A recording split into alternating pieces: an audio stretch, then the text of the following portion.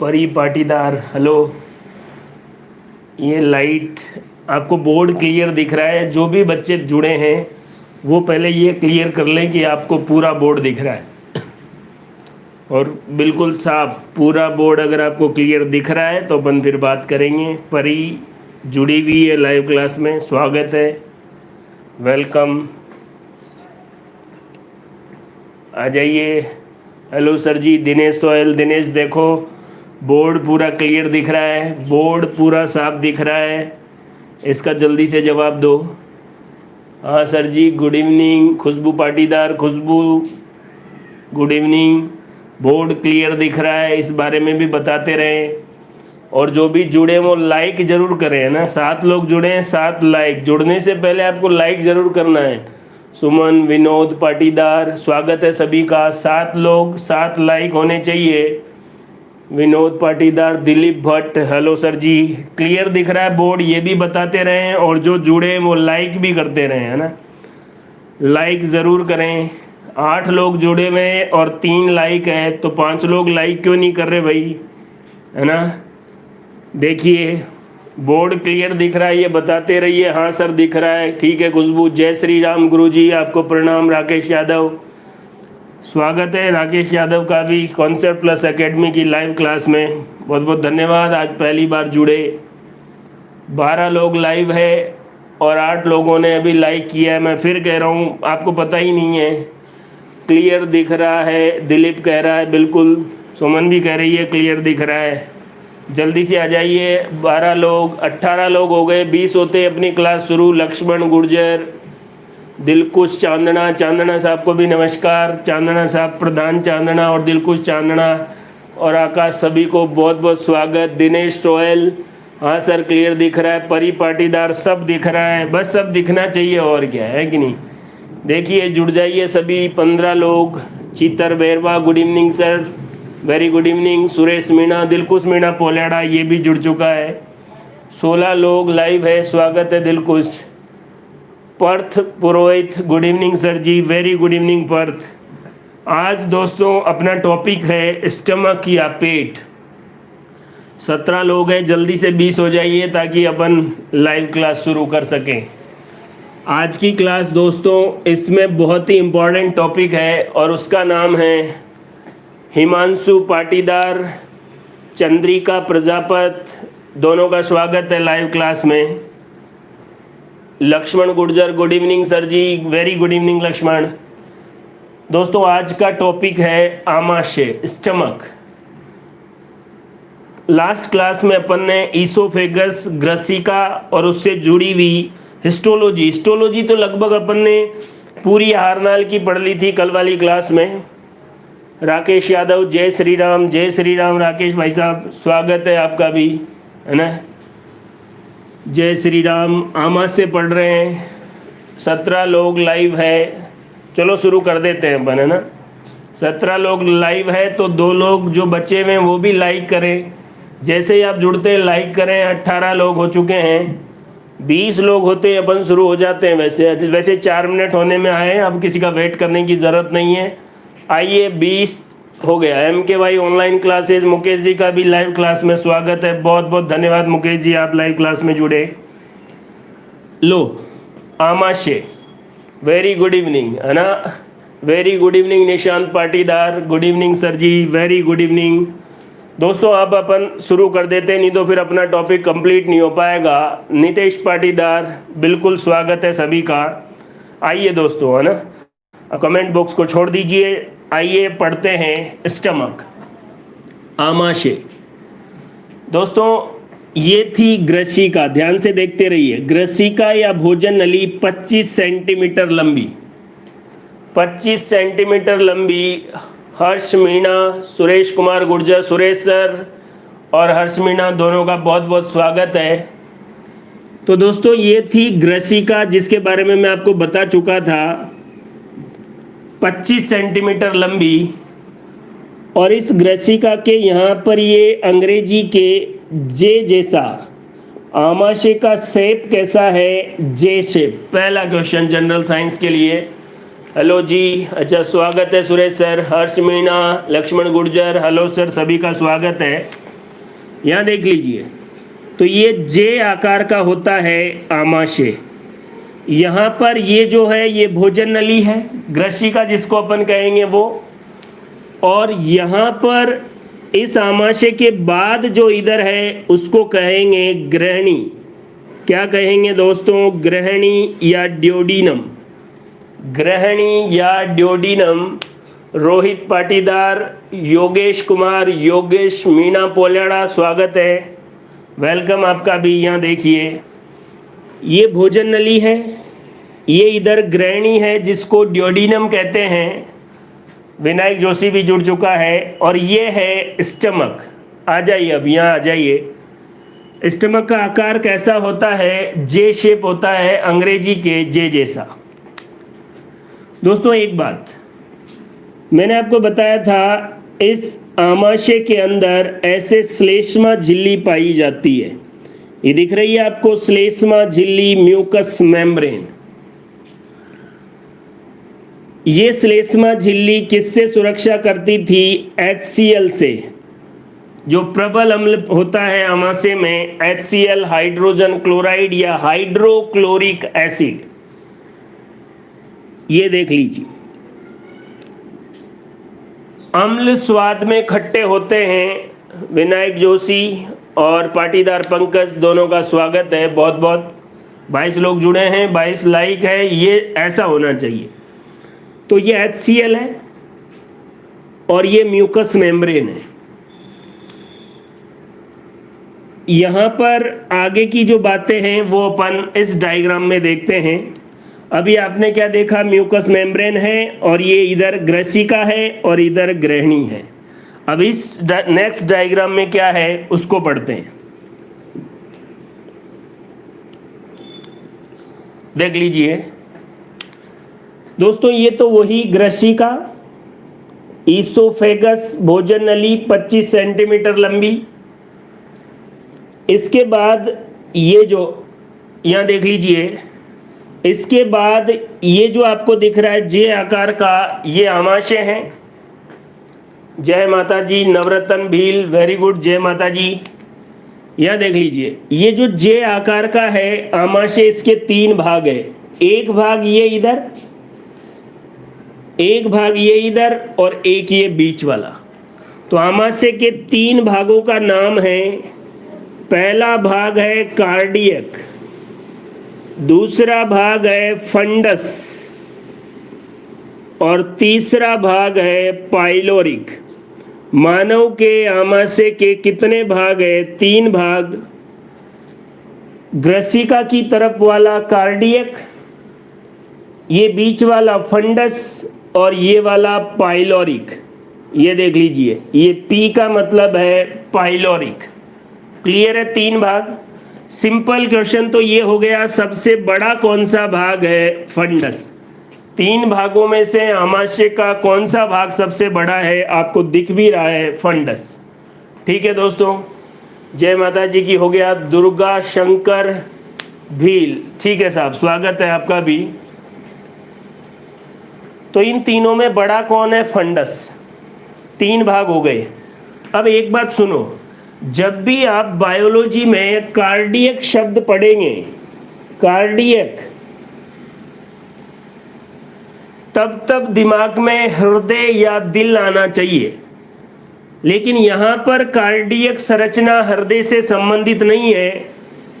ये जो ग्रसिका की तरफ का स्पिंक्टर है उसको क्या कहेंगे? Cardiac sphincter.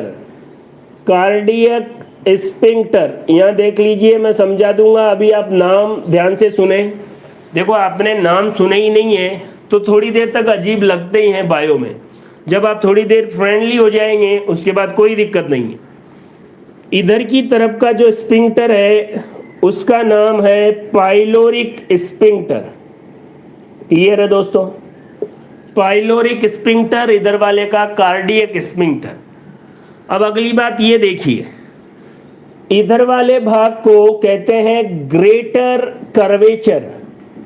ग्रेटर का मतलब बड़ा, और इधर वाले को कहते हैं लेशर कर्वेचर। कर्वेचर का मतलब है घुमाव। इधर बड़ा वाला घुमाव है और इधर छोटा सा घुमाव है। इधर राइट साइड है और इधर की तरफ जो है वो कौन सा हो गया, लेफ्ट साइड है।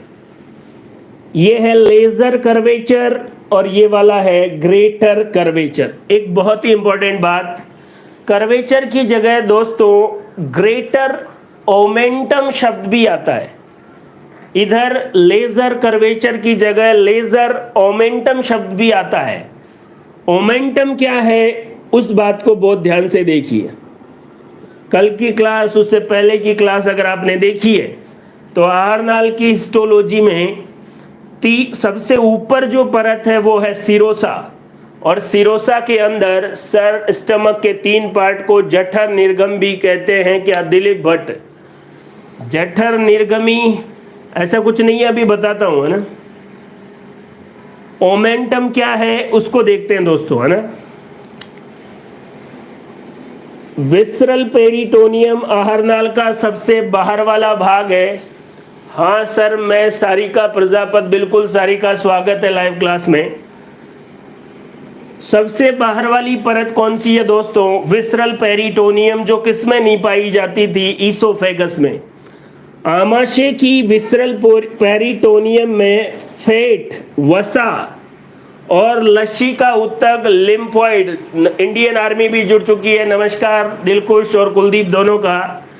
और ये है लसिका उत्तक, समझ रहे हो दोस्तों। ओमेंटम क्या है? विसरल पेरिटोनियम पर वसा और लसिका उत्तक का जमाव होता है। इस जमाव को ही क्या कहते हैं? ओमेंटम। इधर वाले को ग्रेटर ओमेंटम और इधर वाले को लेजर ओमेंटम, और या ग्रेटर कर्वेचर और लेसर कर्वेचर। बात समझ में आ रही है? आमाशय के विसरल पेरिटोनियम पर वसा और लसिका उत्तकों का जमाव होता है, इसे ओमेंटम कहते हैं। इधर वाले को ग्रेटर और इधर वाले को लेजर। तो क्या आपको चित्र समझ में आया? ये कार्डियक स्पिंक्टर, ये पाइलोरिक स्पिंक्टर, इधर ग्रहणी है, इधर ग्रसिका है, जे आकार का, 3 भाग, कार्डियक, फंडस, पाइलोरिक। कार्डियक शब्द हमेशा किसके लिए आता है? कार्डियक शब्द हमेशा हृदय के लिए आता है, लेकिन यहाँ पर कार्डियक शब्द कार्डियक स्पिंक्टर के लिए है, जो किसके बीच है? ग्रसिका और आमाशय के। आमाशय और ग्रहणी के बीच का स्पिंक्टर कौन सा है? Pyloric sphincter. क्या काम करते हैं वो टेंशन लेने की जरूरत नहीं है। सबसे बड़ा भाग कौन सा है? फंडस। मिटाता हूं।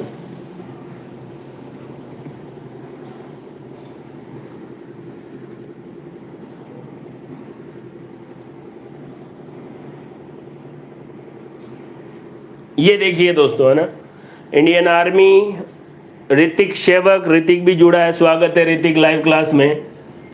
25 लोग लाइव है, सभी जुड़े रहे। आमा से हर टॉपिक सबके लिए बहुत ही इम्पोर्टेंट है और ये बताने की ज़रूरत नहीं है ना।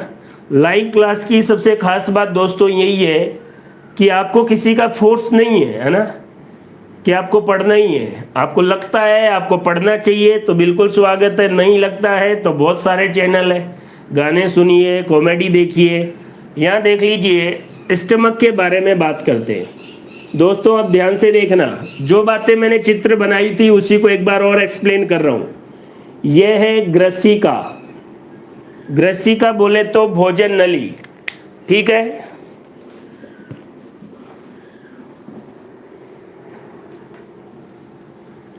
ग्रसिका बोले तो भोजन नली। देखते हैं यहाँ पर,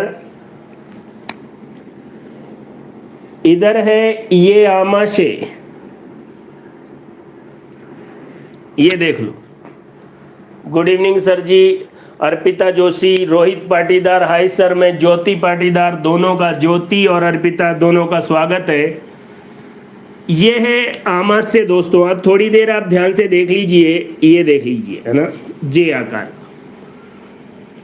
अब यहाँ से इधर वाली जो संरचना है, अब आप थोड़ी देर समझ लीजिए ना। यह है ग्रहणी, जिसको अंग्रेजी में ड्योडीनम कहते हैं। क्या कहते हैं? ड्योडीनम, ड्योडीनम। और इधर है ग्रसिका, और इस ग्रसिका को हिंदी में क्या कहेंगे? भोजन नली और इसी को ईसोफेगस भी कहते हैं। ये देख लीजिए। गुड इवनिंग सर जी। और जुड़े हैं वर्षा, ये क्या है, विशाल शर्मा, गुड इवनिंग। फिर और भी है, स्वागत है सभी का। ये क्या गायब हो जाते हैं ना, देख लीजिए अपन यहाँ। आपने खाना खाया, यहाँ पर एक ढक्कन है, इस ढक्कन को कहते हैं पाइलोरिक स्फिंक्टर। यहाँ पर भी एक ढक्कन है, इस ढक्कन को कहते हैं कार्डियक स्फिंक्टर। बड़े ध्यान से देखते जाइए दोस्तों। पहले मैंने आपको डायग्राम बनवा दिया है, और जो बच्चे 12th में हैं उनको याद होना चाहिए। डायग्रामेटिक रूप से पढ़ना भी बहुत अच्छी बात है, तो डायग्राम अच्छे से आना चाहिए आपको। यह है कार्डियक स्फिंक्टर। दोस्तों दो चीजें होती है, एक तो होता है स्फिंक्टर और दूसरा होता है, जो भी लोग जुड़े हैं उनका स्वागत है, बहुत बहुत वेलकम है कॉन्सेप्ट प्लस एकेडमी की लाइव क्लास में। 23 लोग लाइव है, बहुत अच्छी बात है। स्फिंक्टर और दूसरा होता है वाल्व। ध्यान से देख लीजिए। स्फिंक्टर जो है उसमें से कोई भी चीज आ भी सकती है और बाहर जा भी सकती है। द्विदिशीय प्रभाव या बाई डायरेक्शनल फ्लो, दोनों दिशाओं में स्फिंक्टर से चीजें आ या जा सकती है। लेकिन वाल्व की खास बात क्या होती है दोस्तों, वाल्व में यूनी डायरेक्शनल फ्लो होता है। एक दिशीय प्रभाव या प्रवाह, चीजें एक ही तरफ जाती है। स्फिंक्टर और वाल्व में अंतर समझ में आया। स्फिंक्टर से चीजें दोनों दिशाओं में द्विदिशीय प्रवाह, और वाल्व में यूनी डायरेक्शनल एक दिशीय प्रवाह होता है। अब यहाँ पर जो है, इधर स्फिंक्टर है और इधर भी स्फिंक्टर है। ग्रसिका और आमाशय के बीच वाली कार्डियक स्फिंक्टर है, और आमाशय और ग्रहणी के बीच वाली पाइलोरिक स्फिंक्टर है। पाइलोरिक, ध्यान से देख लीजिए दोस्तों, पाइलोरिक स्फिंक्टर। ठीक है। स्फिंक्टर और वाल्व में क्या अंतर है, ये मैं मिटा देता हूं। अभी मैंने आपको बोल दिया था। कितने लोग, 24 लोग लाइव है, सभी का बहुत बहुत वेलकम है कॉन्सेप्ट प्लस एकेडमी की लाइव क्लास में। चैनल आप सबको पता ही है, ज़्यादा से ज़्यादा लोगों को बताएं। किसी को ज़्यादा कहने की ज़रूरत नहीं है, फोर्स करने की ज़रूरत नहीं है। आज नहीं तो कल आना ही है। यूट्यूब पर आपको सिस्टमेटिक तरीके से कहीं भी कोई भी नहीं पढ़ा रहा है ना, 2 वीडियो डालेंगे उसके बाद गायब। बिल्कुल क्लास और सिस्टमेटिक जैसे अपन ऑफलाइन पढ़ते हैं वैसे ही पढ़ रहे हैं। कार्डियक स्फिंक्टर समझ में आ गया, पाइलोरिक स्फिंक्टर समझ में आ गया। ठीक है दोस्तों, अब खाना खा लेते हैं। जब आप खाना खाते हैं, ये बंद है और ये स्फिंक्टर खुल जाता है। ये खुल गया, ये लो, और आपने चारा खाना शुरू कर दिया। खा रहे हैं आप, खा रहे हैं, खा रहे हैं, खा रहे हैं, खा रहे हैं। ये लो, खा लिए, खा लिए, खा लिए, खा लिए, खाना खा रहे हैं आप, खा लिए, खा लिए, बस। इसके बाद आपके पास सिग्नल आ जाएगा। जितेंद्र बुनकर और मुकेश गुर्जर, दोनों का स्वागत है। मुकेश और जितेंद्र, 2 लोग और जुड़े हैं जिनका बहुत बहुत वेलकम है कॉन्सेप्ट प्लस एकेडमी की लाइव क्लास में। जुड़े रहिए, समझिए। मतलब आप खाना खा रहे हैं और एक पर्टिकुलर जगह तक पेट भरने के बाद आपको सिग्नल मिल जाएगा कि यार बहुत हो गया, फुल हो गया पेट। उसके बाद ये स्फिंक्टर क्या हो जाता है, बंद हो जाता है। ये देख लीजिए, और पाइलोरिक स्फिंक्टर खुल जाता है। जब आमाशय में पाचन होगा और उसके बाद पाइलोरिक स्फिंक्टर खुलने के बाद ये खाना आगे पाचन के लिए आ जाएगा। समझ रहे हैं दोस्तों? Good evening sir, Mukesh Gurjar, Hitesh Prajapat, Chetna Yadav, सभी का बहुत बहुत स्वागत है। जुड़े रहिए लाइव क्लास में, देखते रहिए। मैं एक बात कहना चाह रहा हूं, ये दोनों स्फिंक्टर जो है, ये बंद होगा तो ये क्या होगा, खुल जाएगा।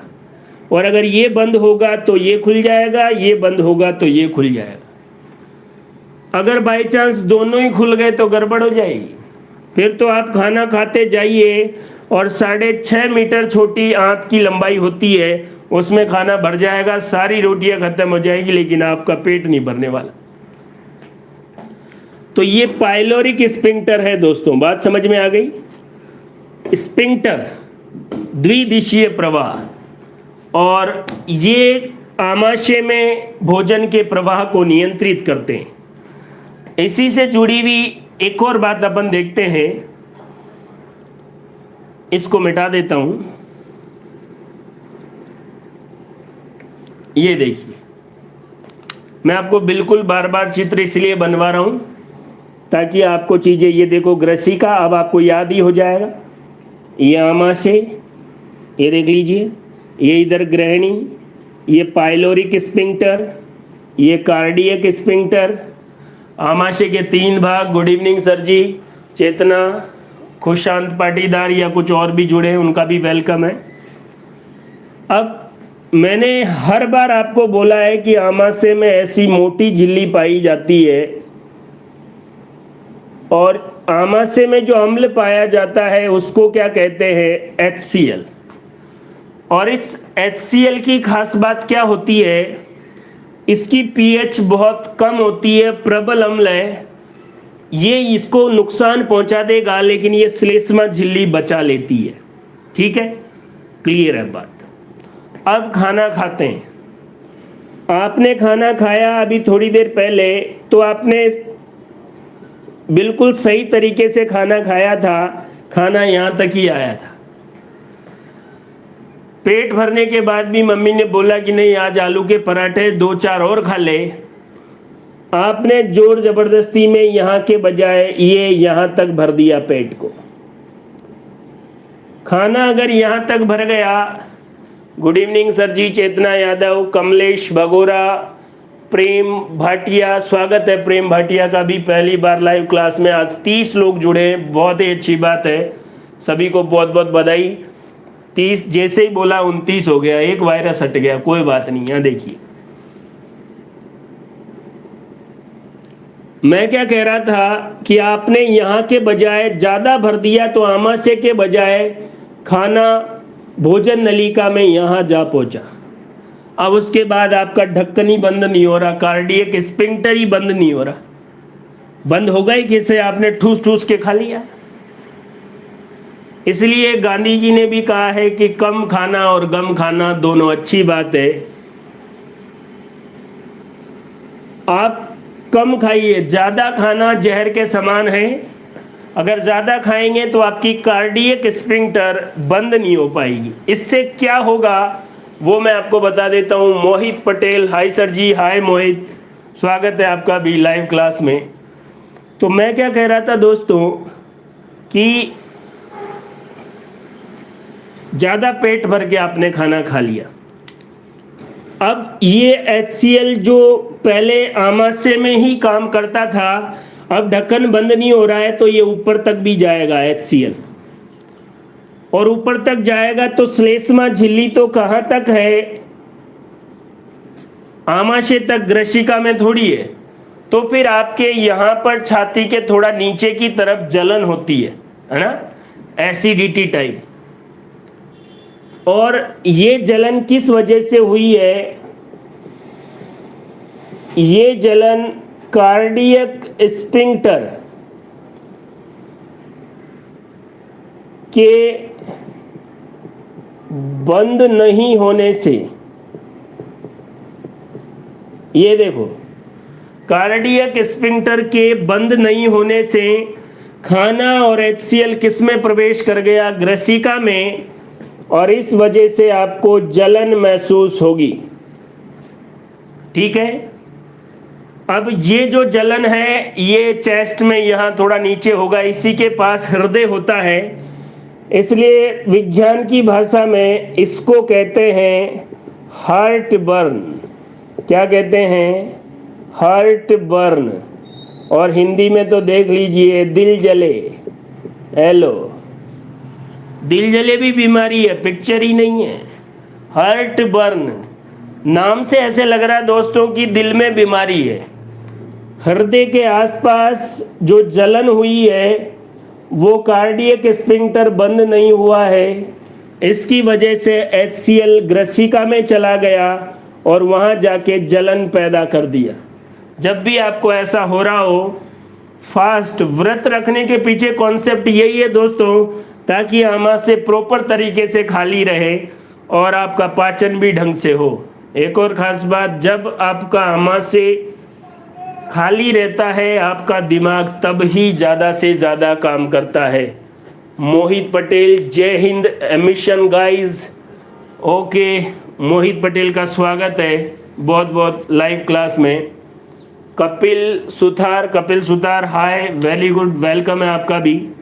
यहाँ देख लीजिए दोस्तों, हार्ट बर्न कब होगा?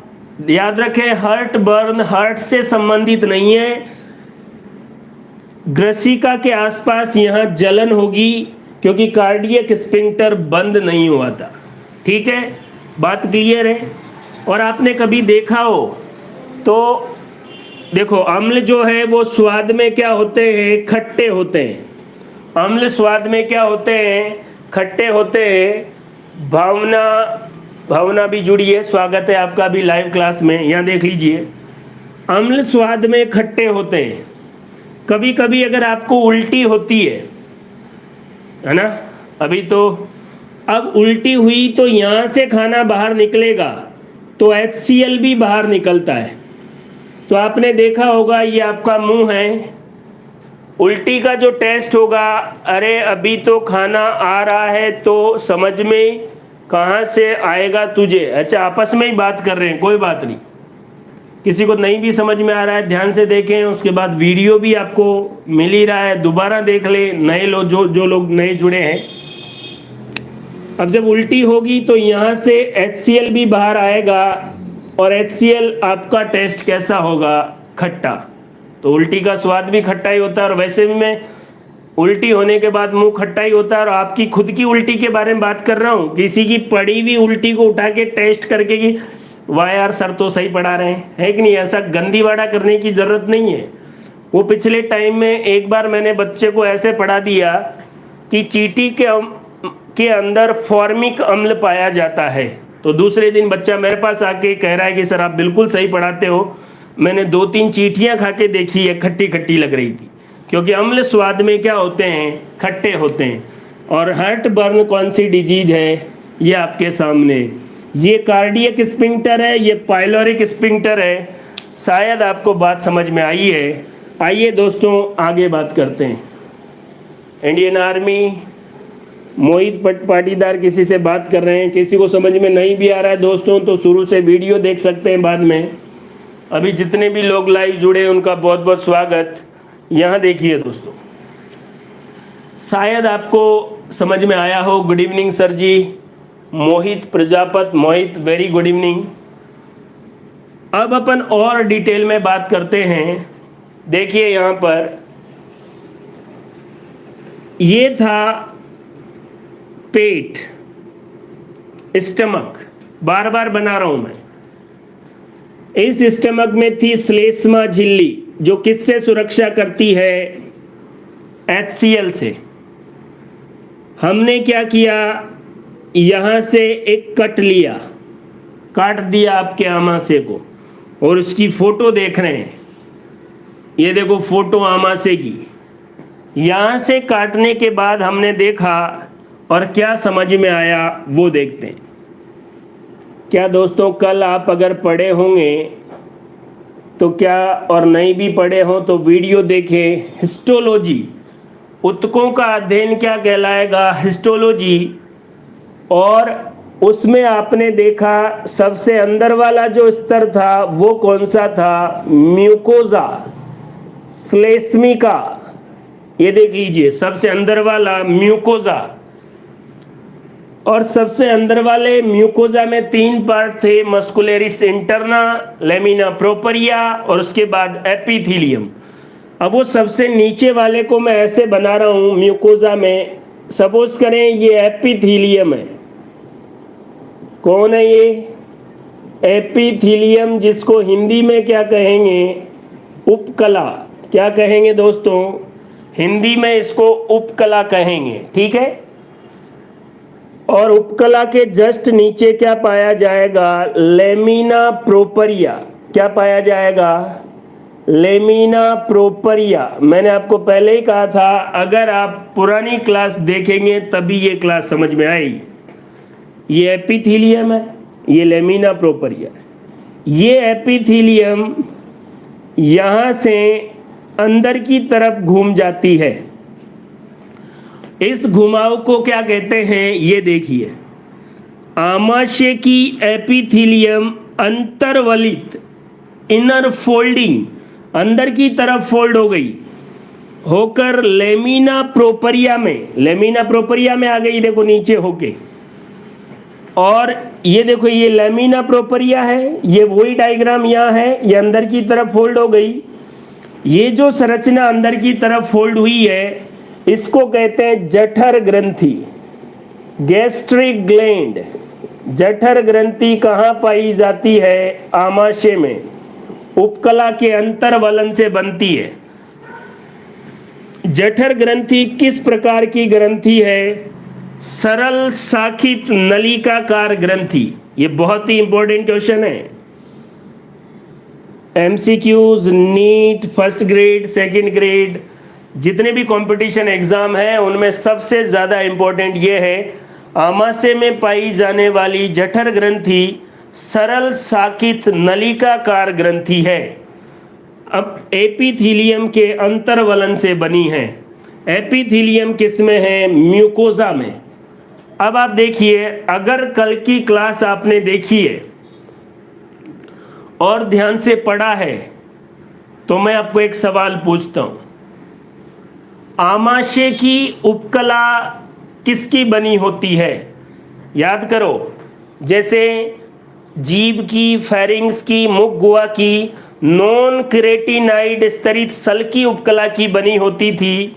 उपकला का जो प्रकार था वो नॉन केराटिनाइड स्तरित सल की उपकला था। वैसे ही आमाशय का प्रकार कौन सा था?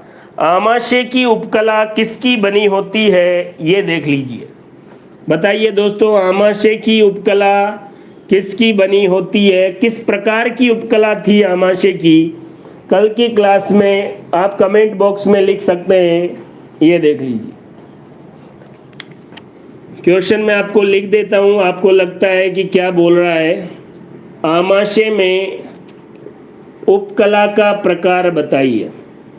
जैसे ग्रसनी, मुख गुहा में नॉन केराटिनाइड स्तरित सल की उपकला होती है, वैसे ही आमाशय में जो उपकला है उसका अगर नाम आप याद रखते तो कल मैंने बोला था सरल स्तंभाकार उपकला, सिंपल कॉलुमिनर एपिथीलियम, ऐसे बोला था यहाँ पर नीचे की तरफ कि ये चार जो है इनमें तो नॉन केराटिनाइड स्तरित सल की उपकला है, बाकी आहार नाल में कौन सी है? सरल स्तंभाकार उपकला। लेकिन आमाशय में दोस्तों क्या होता है, उसकी एपिथीलियम अंदर की तरफ फोल्ड होकर किसका निर्माण कर देती है? जठर ग्रंथि का। इसलिए आमाशय की उपकला का नाम क्या हो गया? ग्रंथिल स्तंभाकार उपकला। सरल की जगह क्या लिख दिया दोस्तों? ग्रंथिल। ग्रंथिल क्यों लिखा? क्योंकि कौन सी ग्रंथि आ गई? जठर ग्रंथि। ठीक है, जठर ग्रंथि का निर्माण उपकला के अंतर्वलन से होता है। ये देख लीजिए,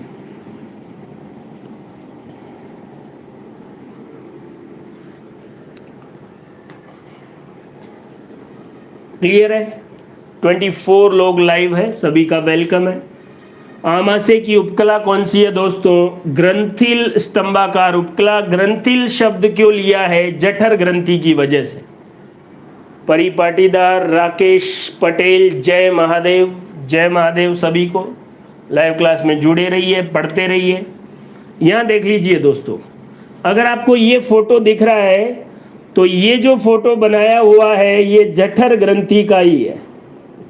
जठर ग्रंथि, उसको ढंग से यहाँ बनाया हुआ, ठीक है।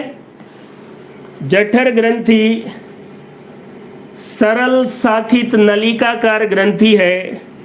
इसमें सबसे ऊपर यहाँ पर जो कोशिकाएं हैं उनका नाम है गोबलेट सेल। कौन सी कोशिकाएं हैं दोस्तों? Goblet cell. जठर ग्रंथि में पहली कोशिकाएं गोबलेट सेल। ये सेल किसका निर्माण करती है? श्लेष्मा का निर्माण करती है, म्यूकस का निर्माण करती है। बहुत बार एग्जाम में क्वेश्चन आया है दोस्तों, श्लेष्मा का निर्माण आमाशय की। भाई आमाशय में श्लेष्मा झिल्ली नहीं होती।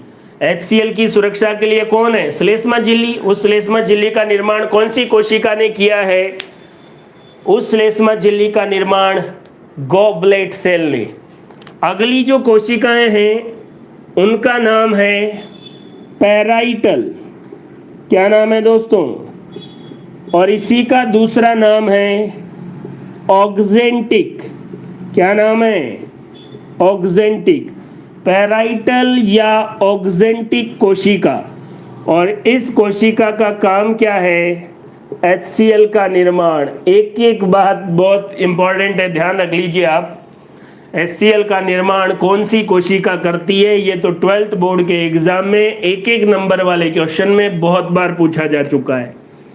आमाशय की जठर ग्रंथि की कौन सी कोशिका HCl का निर्माण करती है?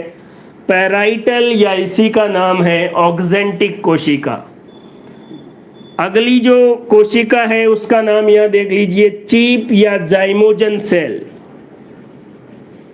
चीप या जाइमोजन सेल, जाइमोजन कोशिका। आमाशय के अंदर, जय महादेव, उसके बाद Mahesh Patidar, Mahesh Bunkar, good evening sir, very good evening, बहुत बहुत स्वागत है आपका भी लाइव क्लास में। Piyush Verma sir, goblet cell को जी सेल भी कहते हैं। गलत है जी। पीयूष वर्मा, गोबलेट सेल को जी सेल नहीं कहते हैं, ये रही जी सेल। वर्मा साहब ध्यान से देखिए, गोबलेट सेल है, जी सेल ये रही जिसके बारे में थोड़ी देर में अपन बात करेंगे। कहने का मतलब गोबलेट सेल जी सेल नहीं है। आ जाइए, ये कोशिकाएं किसका निर्माण करती है? एंजाइम का। आमाशय में और भी एंजाइम होते हैं, लेकिन आपको एक नाम याद रखना है, पेप्सिन, और एक और है रेनिन। दो ऐसे एंजाइम है जो आमाशय में बनते हैं। और आमाशय में okay sir Piyush, okay Piyush, आमाशय में जो सेल है वो चीप जाइमोजन सेल पेप्सिन और रेनिन एंजाइम का स्रवण करती है।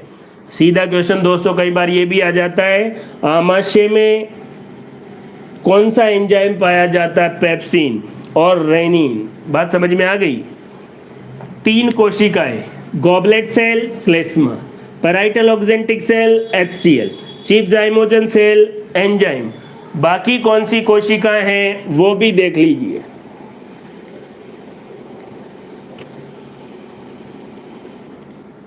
अभी जो सेल है ये रही। अगली जो सेल है वो है स्टेम सेल।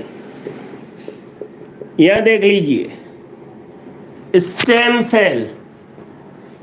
और स्टेम सेल के बारे में खास बात दोस्तों एक याद रख लीजिए, स्टेम सेल में पूर्ण शक्तता पाई जाती है। पूर्ण शक्तता समझते हैं? ऑलराउंडर। ऐसी कोशिका जो कुछ भी बना दे, कोई सी भी कोशिका बना दे, कान बना दे, आंख बना दे, नाक बना दे, हड्डी बना दे, रक्त बना दे। पूर्ण शक्तता को अंग्रेजी में टोटीपोटेंट कहते हैं, टोटीपोटेंट। स्टेम सेल क्या होती है दोस्तों? टोटीपोटेंट होती है, पूर्ण शक्तता वाली होती है। इस कोशिका में ऐसी पावर होती है कि ये कोई भी कुछ भी कोशिका बना सकती है। इसलिए देखिए यहाँ पर अगर जठर कोशिका में इनमें से कोई भी कोशिका, अगर कोई भी सेल नष्ट हो जाती है तो उसकी जगह दूसरी सेल तैयार कर देगी। उसकी जगह पर दूसरी कोशिका बना देती है। कौन सी cell? Stem cell. Stem cell totipotent है, पूर्ण शक्तता है। आपको कई बार लगे कोई आदमी की यार ये भी कर सकता है, खेलता भी है, पढ़ता भी है, इसका मतलब टोटीपोटेंट है। पूर्ण शक्तता, ऐसी कोशिका जिससे कोई सी भी शरीर की कोशिका तैयार की जा सकती है, टोटिपोटेंट। स्टेम सेल का कार्य हो गया है दोस्तों। अब यहाँ पर ये जो छोटी छोटी कोशिकाएं अगर आपको दिख रही हो, इन कोशिकाओं का नाम है एंटेरो एंडोक्राइन सेल।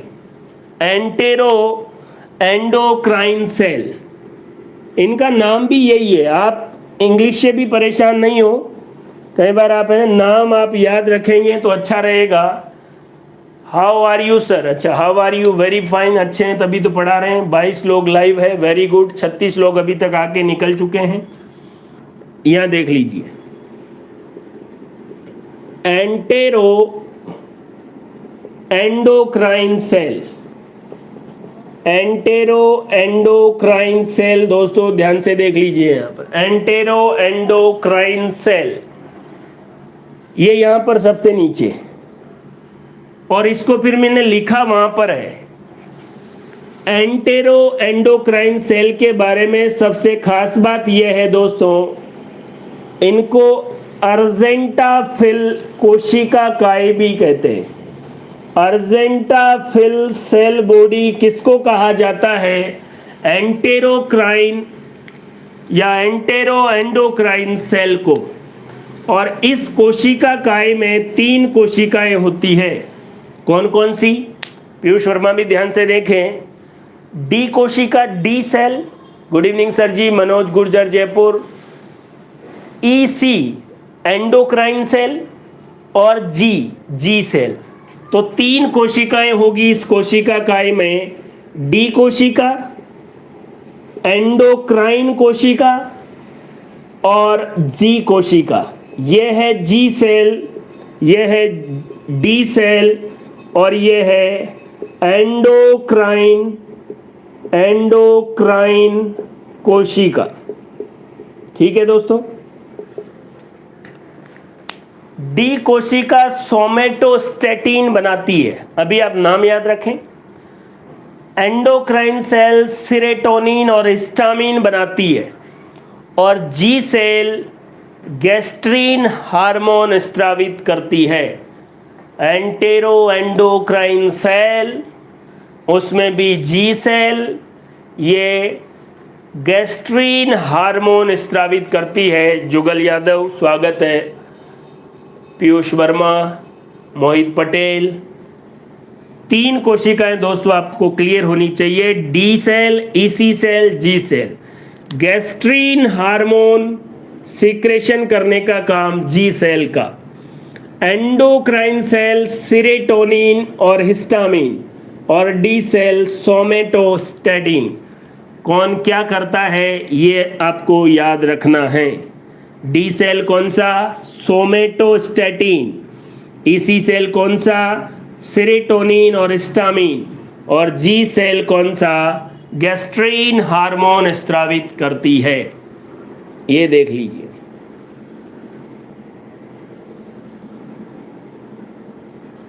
यहां देखते हैं ना, इन तीनों के बारे में अपन अच्छी तरीके से बात करेंगे। देखो दोस्तों, एक और बात अगर आपने ध्यान से देखी हो तो अभी अपन संरचना के बारे में बात कर रहे हैं, कहां पर किसका पाचन होता है ये बिल्कुल बात नहीं कर रहे हैं। फिर भी यहां पर आप कुछ बातें ध्यान में रखें। सोमेटोस्टेटिन, नेक्स्ट है सेरोटोनिन, और अगला है हिस्टामिन। देख लीजिए कौन है। सोमेटोस्टेटिन अग्नाशय में भी पाया जाता है, बिल्कुल वहां पर भी बात करेंगे। छोटी आंत के अंदर अग्नाशय में सोमेटोस्टेटिन कहीं भी नहीं पाया जाएगा पीयूष। अग्नाशय में सोमेटोस्टेटिन शायद ही पाया जाएगा, कहीं भी नहीं पाया जाएगा। हाँ, ये जरूर है कि जब अपन स्मॉल इंटेस्टाइन पढ़ेंगे वहां पर भी एंटेरो एंडोक्राइन सेल होगी। यहां देख लीजिए दोस्तों, सोमेटोस्टेटिन। सोमेटोस्टेटिन कौन सी सेल स्रावित करती है? D cell. कौन से कोशिका काय की? अर्जेंटाफिल कोशिका काय की। ये क्या करता है? ये जितने भी एंजाइम हैं या जितने भी स्राव हैं उन स्रावों को संदमित करता है। कल भी बोला था, आज फिर बोल रहा हूँ, संदमित करने का मतलब है इनहिबिट करना, रोकना। जैसे HCl की मात्रा ज़्यादा हो गई तो ये जो अपनी पैराइटल और ऑक्जेंटिक सेल को फ़ोन करके बोल देगा कि भाई HCl ज़्यादा हो गया, एसिडिटी हो जाएगी। रेनिन और उसकी मात्रा, पेप्सिन की मात्रा ज़्यादा हो गई तो उसके बारे में भी प्रिया बैरागी भी जुड़ी है। स्वागत है प्रिया लाइव क्लास में। सोमेटोस्टेटिन एंजाइम स्त्रवण को क्या करता है? संदमित करता है, रोकता है। सीरोटोनिन और हिस्टामिन दोनों एक दूसरे के, एक बात अगर आपने याद रखी हो, दो चीजें एक दूसरे के अपोजिट काम करें तो उनको एंटागोनिस्टिक कहते हैं। ये क्या करता है? जो रक्त वाहिनी है उसकी स्मूथ मसल्स, उसकी चिकनी पेशियों में संकुचन करता है और इस संकुचन की वजह से रक्त वाहिनी भी संकुचित होती है।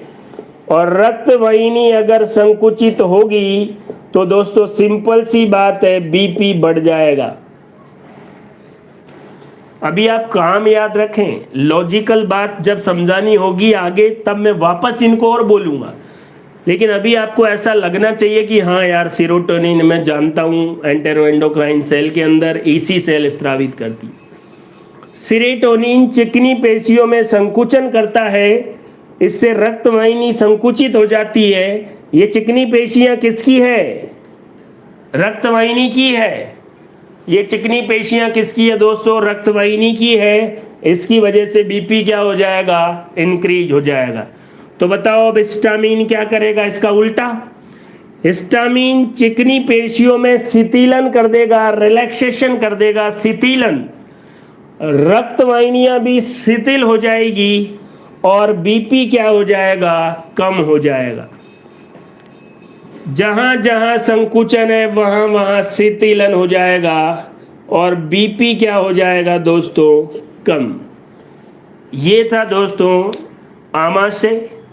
आमाशय के अंदर की गैस्ट्रिक ग्लैंड, उसकी उपकला कैसी है, गैस्ट्रिक ग्लैंड में जो कोशिकाएं हैं उनका काम क्या है, और अर्जेंटाफिल कोशिका काय में कौन कौन सी कोशिकाएं हैं, और उन कोशिकाओं, और जी सेल किसका स्रवण करेगी? गैस्ट्रिन का। सेरोटोनिन क्या करता है? रक्तवाहिनी की चिकनी पेशियों में संकुचन, उससे रक्तवाहिनी में संकुचन और बीपी क्या हो जाएगा? हाई। हिस्टामिन रक्तवाहिनी की चिकनी पेशियों में शिथिलन, उससे क्या हो जाएगा? BP low. और सोमेटोस्टेटिन सभी एंजाइमों के स्रवण को, या जितने भी स्रवण आमाशय में हैं उनको क्या करेगा? संदमित कर देगा। क्लियर है दोस्तों? एक एक बात आपके दिमाग में हो जानी चाहिए क्लियर, और इसको मैं मिटा देता हूं।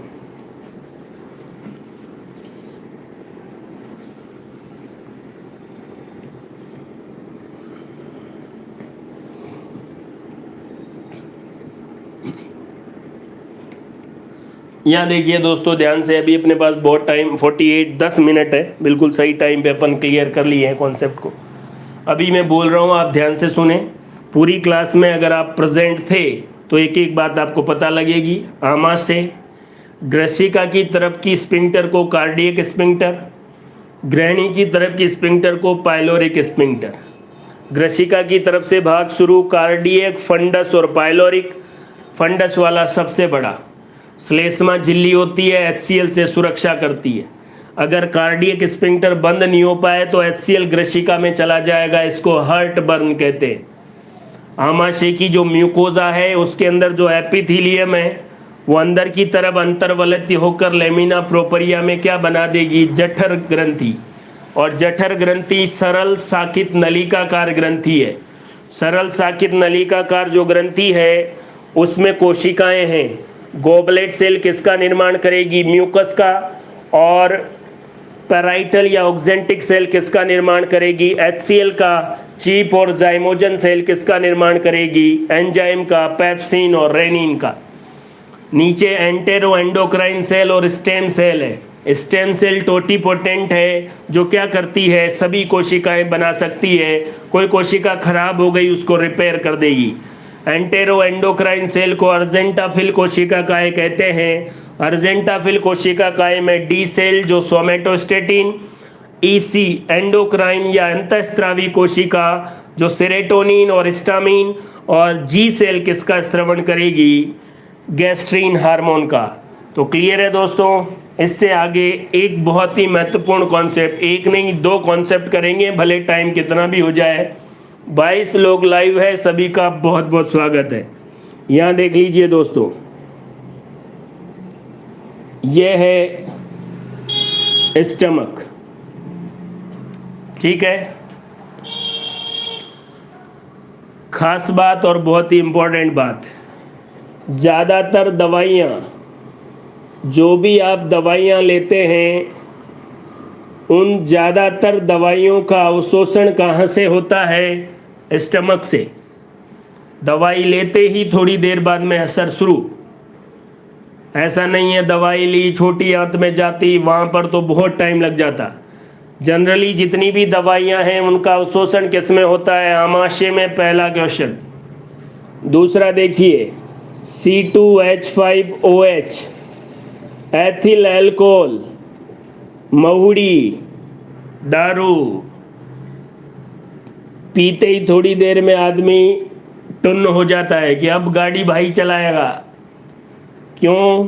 क्योंकि इसका भी अवशोषण कहाँ से होता है, आमाशय के द्वारा सीधा। पीते ही आमाशय में, आमाशय से अवशोषण शुरू। दवाइयाँ और एथिल अल्कोहल का अवशोषण कहाँ होता है दोस्तों, आमाशय में। इसके अलावा एक बहुत ही इम्पोर्टेंट बात है, वो मैं आपको बता देता हूँ। इसको मिटा दिया मैंने, देख लीजिए। ये स्कूल में हर गुरुवार को बांटी जाती है आयरन की गोलियां, और उसमें लिखा रहता है फोलिक एसिड, और ये सब क्या काम की है उसके बारे में भी पता लगेगा आज आपको। आपने बाहर से विटामिन B12 खाया, विटामिन B12, और एक दूसरा विटामिन है जिसका नाम है folic acid. Folic acid, folic acid और विटामिन B12। विटामिन B12 का नाम है साइनोकोबालेमिन। क्या नाम है दोस्तों, विटामिन B12 का जो नाम है वो है साइनोकोबालेमिन। बहुत सारे एग्जामों में क्वेश्चन आया है, साइनोकोबालेमिन में कौन सा तत्व पाया जाता है, कोबाल्ट। सी बड़ा ओ छोटा, सी बड़ा ओ छोटा लिखेंगे तो कोबाल्ट है। और कोबाल्ट किस में पाया जाएगा, विटामिन B12 में। और विटामिन B12 जो है वो साइनोकोबालेमिन है। सभी 12th के बच्चे हैं, एक बात और याद रखें, केमिस्ट्री में आपके चैप्टर ही है उप सह संयोजक यौगिक। उप सह संयोजक यौगिक, कोऑर्डिनेट कंपाउंड। ये देखिए, कोऑर्डिनेट कंपाउंड साइनोकोबालेमिन एक प्रकार का उप सह संयोजक यौगिक है। CO, कपिल सुधार, वेरी गुड। साइनो, देखो विटामिन B12 का नाम साइनोकोबालेमिन, उप सह संयोजक यौगिक है। और इसमें कौन सा तत्व पाया जाता है, कोबाल्ट। जैसे देखो, हीमोग्लोबिन में कौन सा तत्व पाया जाता है, आयरन। क्लोरोफिल में कौन सा तत्व पाया जाता है, मैग्नीशियम। वैसे ही विटामिन B12 में कौन सा तत्व पाया जाता है, कोबाल्ट। विटामिन B12 और फोलिक एसिड क्या करते हैं, यहाँ देख लीजिए। ये दोनों, एक कोशिका होती है जिसका नाम है रेटिकुलोसाइट। कोशिका का नाम देखिए आप, रेटिकुलोसाइट कोशिका। ये रेटिकुलोसाइट आगे चलकर क्या बनाती है, RBC, लाल रक्त कणिका। दोस्तों, लाल रक्त कणिका के निर्माण में रेटिकुलोसाइट कोशिका ही भाग लेगी, और वो किस में बदल जाएगी, RBC में। इनके बदलाव के लिए जिम्मेदार फोलिक एसिड और कौन है, विटामिन B12। अब आपने बाहर से विटामिन B12 खाया, इस विटामिन B12 का अवशोषण भी कहाँ से होता है? इस आमाशय से ही होता है। विटामिन B12 का अवशोषण कहाँ से होता है? आमाशय से। उसके लिए जिम्मेदार है CIF, कैस्टल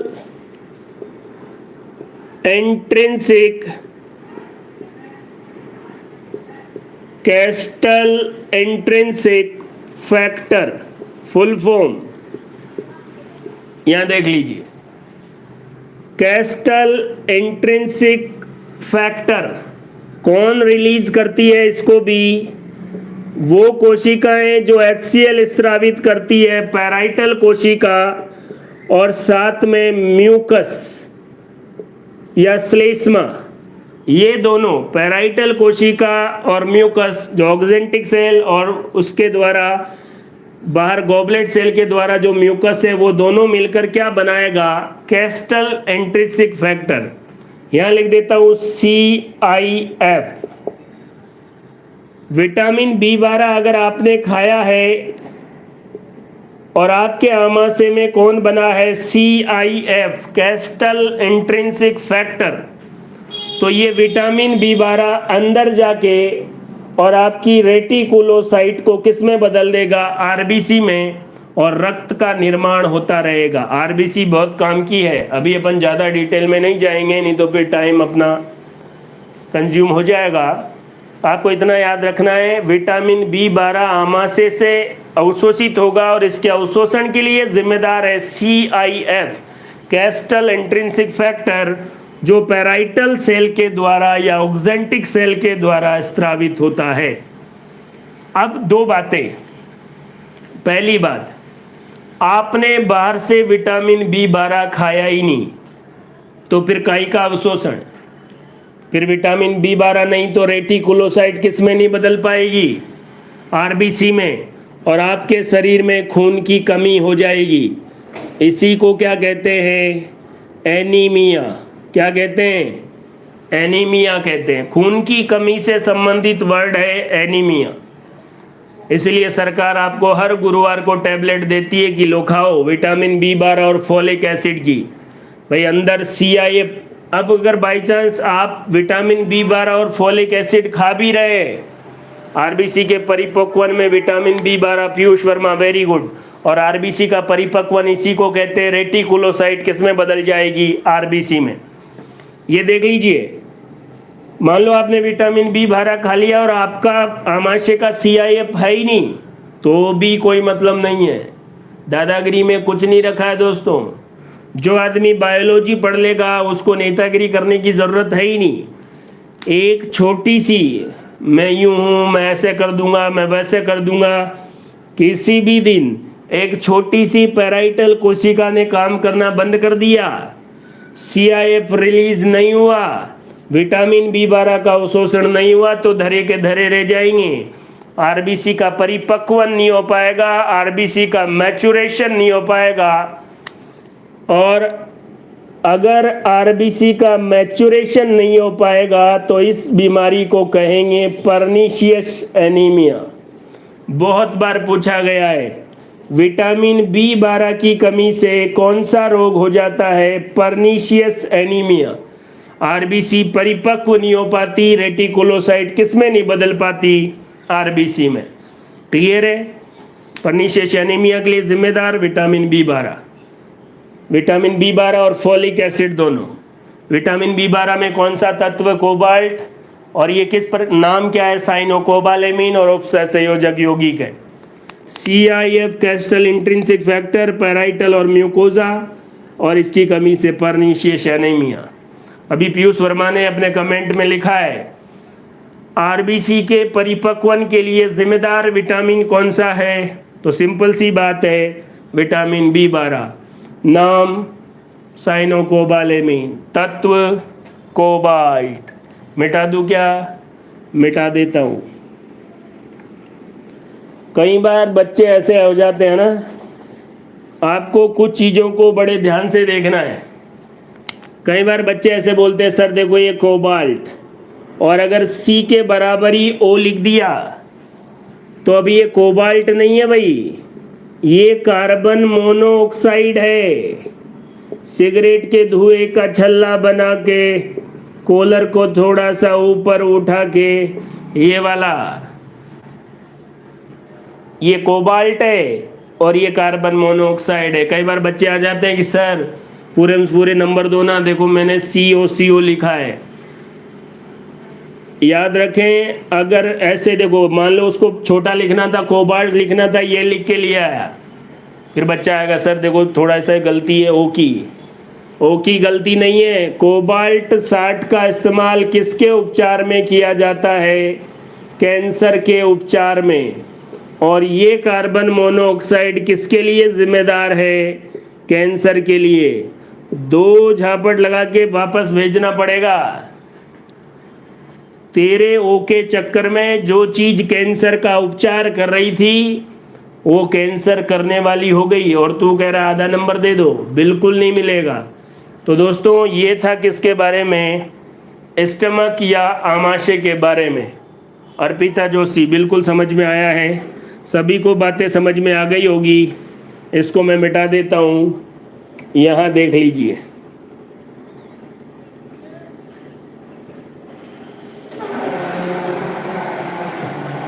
विटामिन B12 की कमी से छाले भी होते हैं क्या? अच्छा। छालों के और भी बहुत सारे रीज़न है ना,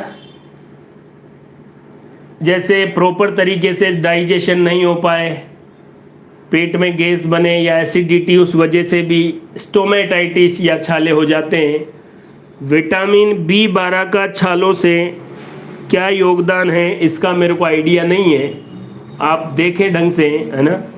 विटामिन B12 की कमी से पर्नीशियस एनीमिया होता है, ये मेरे को आइडिया है और ये मैंने आपको बताया है। 20 लोग अभी लाइव है।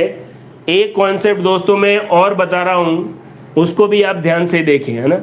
आपको कोई भी चीज़ में प्रॉब्लम हो, आपके पास गूगल है, उसमें टाइप करें एक एक चीज़ की डिटेल जानकारी। और मैं 1000 बार कह चुका हूँ आप लोगों को, फालतू का जो कंटेंट है वो आप फटाफट कहीं से भी प्राप्त कर सकते हैं। आपको कॉन्सेप्ट और उससे रिलेटेड जानकारी आपको यहाँ से मिलेगी। आइए एक बात, उसके बाद आज की क्लास ओवर। देखिए ध्यान से देखना दोस्तों, ये है ग्रसिका, और अपन किसके बारे में बात कर रहे हैं? रूमिनेंट के बारे में। किसके बारे में? रूमिनेंट के बारे में। रूमिनेंट का मतलब है जुगाली करने वाले जीव। जुगाली करने वाले जीव, रूमिनेंट, ठीक है। ये उनकी ग्रसिका है। क्या है? उनकी भोजन नली। फिर एक बड़ा सा भाग होगा ऐसे, फिर यहाँ पर एक छोटा सा भाग, फिर इधर भी एक छोटा सा भाग, और यहाँ पर फिर ऐसे और ऐसे। ये गाय भैंस जितने भी शाकाहारी जीव है उनका आमाशय है। कितने भाग हो गए? 4। ये देख लीजिए, 4 भागों का नाम पहले तो क्रमानुसार याद करो। सबसे पहला भाग कौन सा है? रूमेन। जुगाली करने वाले जीवों के आमाशय में कितने भाग? 4। सबसे पहला कौन सा है? रूमेन, और यही है रूमेन।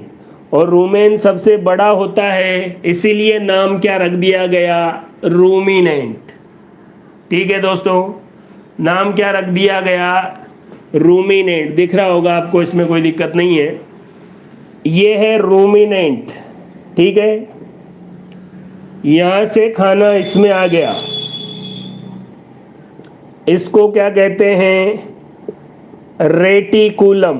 दूसरा पार्ट, कई एग्जामों में सवाल आया है कि आमाशय जो है जुगाली करने वाले जंतुओं के, उसके 4 भागों के नाम बताइए। Rumen, reticulum. तीसरा वाला जो भाग है उसका नाम है ओमेजम। क्या नाम है? ओमेजम। और चौथा जो भाग है उसका नाम है एबोमेज़म। क्या नाम है? एबोमेज़म। पहला सवाल, जुगाली करने वाले जीवों को क्या कहते हैं? रूमिनेंट। क्यों कहते हैं रूमिनेंट? क्योंकि इसके आमाशय में 4 भागों में से सबसे बड़ा कौन होता है? रूमेन। उसके बाद रेटिकुलम, तीसरा ओमेज़म, चौथा एबोमेज़म। चारों नाम याद रखना है आपको। इनसे जुड़ी भी जानकारी अपन बात कर लेते हैं। पहले रूमेन देखते हैं। ये देखो रूमेन, ये शाकाहारी जीव है। इनको डर है कि कोई शिकार इनको नहीं कर ले, शेर नहीं पकड़ ले या और भी मांसाहारी जीव है। तो ये कहीं भी चरने के लिए निकलते हैं तो थोड़ी देर में अपना खाना फटाफट बिना चबाए, बिना ज़्यादा, और किस में भर लेते हैं? रूमेन में। फिर इस रूमेन में खाना पड़ा पड़ा सड़ने लग जाता है, और सड़ने की इस प्रक्रिया को क्या कहते हैं? फर्मेंटेशन या किण्वन। और इस किण्वन के लिए जिम्मेदार इसमें कुछ बैक्टीरिया पाए जाते हैं, और उन बैक्टीरियाओं का नाम है मैथेनोजन बैक्टीरिया। रूमिनेंट के अंदर कौन से बैक्टीरिया? मैथेनोजन बैक्टीरिया। और इस किण्वन के द्वारा इस रूमिनेंट के अंदर कौन सी गैस बनेगी? CH4। और CH4 कौन सी गैस है? मीथेन। CH4 गैस को ही क्या कहेंगे? प्राकृतिक गैस। क्या कहेंगे? Natural gas. प्राकृतिक गैस का प्रमुख घटक कौन है? CH4। और दोस्तों याद रखें, यही CH4 है जो किस प्रभाव के लिए जिम्मेदार है? ग्रीन हाउस प्रभाव। इसका मतलब ये मवेशी है, रूमिनेंट है, ये भी गैस, इनके पेट में भी गैस बनती है, और इस प्राकृतिक गैस से ही कौन है? CNG, संपीड़ित प्राकृतिक गैस। छोटी वाली गाय दिखी आपको, गाय का बछड़ा दिखा, इसका मतलब CNG का छोटा सिलेंडर। बड़ी वाली गाय दिखी, अच्छा, CNG का बड़ा सिलेंडर। आज के बाद जब भी आपको गाय जाती हुई दिखाई दे तो आपके अच्छा CNG, CH4, गाय, भैंस, जितने भी मवेशी है वो CNG के सिलेंडर हैं। बात समझ में आ रही है दोस्तों? क्यों? क्योंकि उनमें CH4 बनती है। कौन से जीवाणु बनाते हैं? कौन से जीवाणु बनाते हैं? मैथेनोजन। तो पड़ा पड़ा खाना यहाँ सड़ता रहता है। उसके बाद जब इनको फुर्सत मिलती है तो ये यहाँ से खाने को वापस ले जाते हैं। इसी को क्या कहते हैं? जुगाली। और याद करो, मैंने कहा था इनकी ग्रसिका में ऐच्छिक पेशियां पाई जाती है ताकि खाने को वापस ले जा सकें और चबा के वापस ला सकें। तो रूमेन का काम खत्म। ये रेटिकुलम, यहां से खाना फिर ओमेजम में, ओमेजम से एबोमेजम में। एक इंपॉर्टेंट क्वेश्चन दोस्तों ये है, इन चारों में से वास्तविक आमाशय किसको कहते हैं? इन चारों में से वास्तविक आमाशय किसको कहेंगे? एबोमेजम को। आप जुड़े रहिए, इस कॉन्सेप्ट को पूरा करेंगे। इसके बाद नेक्स्ट क्लास कब होगी? राव पुष्पेंद्र सिंह का भी, सर मेरा ब्लास्ट एनीमिया भी होता है ना? ब्लास्ट एनीमिया, चलो मीरो ब्लास्ट, अच्छा मीरो ब्लास्ट अलग चीज़ है दोस्तों।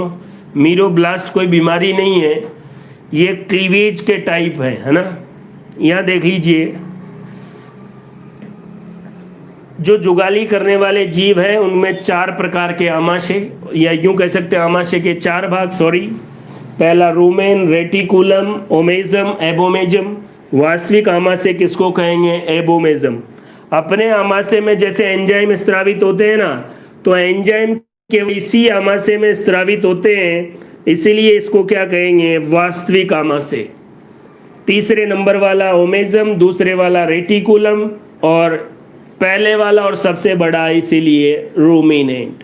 ठीक है दोस्तों, एक बात और, अब नेक्स्ट लाइव क्लास कब होगी इसके बारे में थोड़ा आपको कन्फ्यूज़न ही रहेगा। मैं आपको डाल दूंगा व्हाट्सएप ग्रुप पर, उन पर, या फिर रक्षाबंधन के बाद ही रखेंगे, है ना।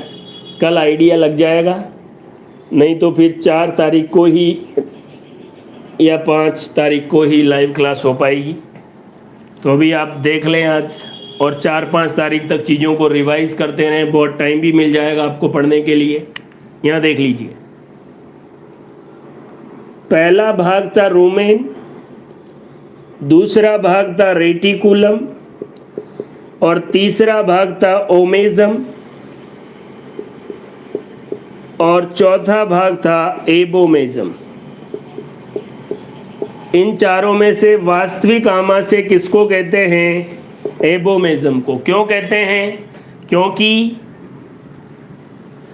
इसमें एंजाइम स्त्रवण होते हैं। ये तो कंप्लीट हो गया। वास्तविक आमाशय क्यों कहते हैं? क्योंकि इसी में एंजाइमों का स्त्रवण होता है। क्लियर है बात दोस्तों? दूसरा ओमेजम, इसको थोड़ा ध्यान से देखो। सभी जो शाकाहारी है उनमें 4 होते हैं, लेकिन अपवाद एक तो ऊंट और एक लामा। ऊंट और लामा में ये ओमेजम क्या होता है? अनुपस्थित होता है। ध्यान से देखो दोस्तों, ऊंट और लामा में ओमेजम क्या होता है? अनुपस्थित होता है। तो आपसे कोई पूछे कि ऊंट के आमाशय में कितने भाग होते हैं? 3। कौन सा नहीं होता है? ओमेजम। ऊंट और लामा के बारे में एक बात और याद रखो, जितने भी स्तनधारी है, जितने भी मैमल्स है, उनकी आरबीसी में केंद्रक नहीं पाया जाता। केवल अपवाद स्वरूप 2 ही जानवर ऐसे हैं जिनमें केंद्रक पाया जाता है। बहुत ही इंपॉर्टेंट बात हो गई। 2 क्वेश्चन हो गए दोस्तों। ऊंट और लामा के अंदर ओमेजम नहीं पाया जाता। ऊंट और लामा स्तनधारी है, लेकिन इनकी आरबीसी में केंद्रक पाया जाता है। इन दोनों के अलावा जितने भी स्तनधारी है, सबकी आरबीसी में केंद्रक नहीं पाया जाता। केंद्रक की जगह हीमोग्लोबिन पाया जाता है। सबसे बड़ा भाग कौन सा? रूमेन। किण्वन की प्रक्रिया के द्वारा मीथेन गैस और कौन से जीवाणु बनाते हैं? Methanogen bacteria. देख लीजिए एक बार, अगर आपको स्क्रीनशॉट भी लेना है ले लीजिए। एक बात और पढ़ेंगे, और अगली क्लास अपनी रहेगी रक्षाबंधन के बाद। तब तक सभी विद्यार्थियों को रक्षाबंधन की हार्दिक शुभकामनाएं। अच्छे से त्यौहार मनाओ, और बीच में अगर कोई क्लास की प्लानिंग हुई तो मैं आपको बता दूंगा। एक बात और दोस्तों, एक सिंगल क्वेश्चन बस, फिर ओवर। रूमेन का पाया जाना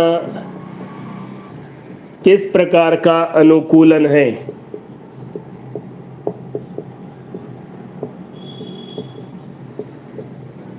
ये बहुत ही इंपॉर्टेंट बात है। रूमेन का पाया जाना, और इसकी सबसे सिंपल बात है मांसाहारियों से बचाव। अगर गाय भैंस के अंदर, हिरण के अंदर ये रूमेन नहीं पाया जाता तो इतना बड़ा सारा पेट भरने के लिए उनको बहुत देर तक चारा चरने की ज़रूरत थी, घास चरने की ज़रूरत थी। अगर वो इतने ज़्यादा टाइम तक बाहर रहते तो उनका शिकार हो सकता था। इसलिए मांसाहारियों से बचाव का एक प्रकार का अनुकूलन कौन है? रूमेन का पाया जाना। किस में पाया जाता? रूमिनेंट में। गाय भैंस जो भी मवेशी है वो इसमें आते हैं। ठीक है दोस्तों, क्लास ओवर। बस एक बात याद रखें, ऊंट और लांबा में आमाशय के कितने भाग होते हैं? 3। और कौन सा वाला अनुपस्थित होता है? फटाफट इसका नाम लिखो कमेंट बॉक्स में। ऊंट में आमाशय का कौन सा भाग अनुपस्थित होता है? ऊंट में आमाशय का कौन सा भाग अनुपस्थित होता है? फटाफट लिखो कमेंट बॉक्स में। और सभी को रक्षाबंधन की बहुत बहुत हार्दिक शुभकामनाएं। ऊंट के अंदर आमाशय का कौन सा भाग अनुपस्थित होता है? ऊंट के अंदर आमाशय का कौन सा भाग अनुपस्थित होता है? कमेंट बॉक्स में ये लिखो फिर जाना। ऊंट के अंदर आमाशय का कौन सा भाग अनुपस्थित होगा? ऊंट के अंदर लिखो भाई, कमेंट बॉक्स में लिखो। ऊंट के अंदर ओमेजम, ओमेजोम, ओमेजन नहीं है ना, ये जो लोग लिख रहे हैं ओमेजम, ठीक है दोस्तों। और ऊंट और लांबा की आरबीसी में क्या पाया जाएगा? केंद्रक पाया जाएगा, ठीक है। बहुत बहुत धन्यवाद। आप सभी पूरी क्लास में लाइव रहे, सभी को मेरी तरफ से रक्षाबंधन की हार्दिक शुभकामनाएं। पहले क्लास हुई तो और बात करेंगे, वरना 5 तारीख को मिलते हैं।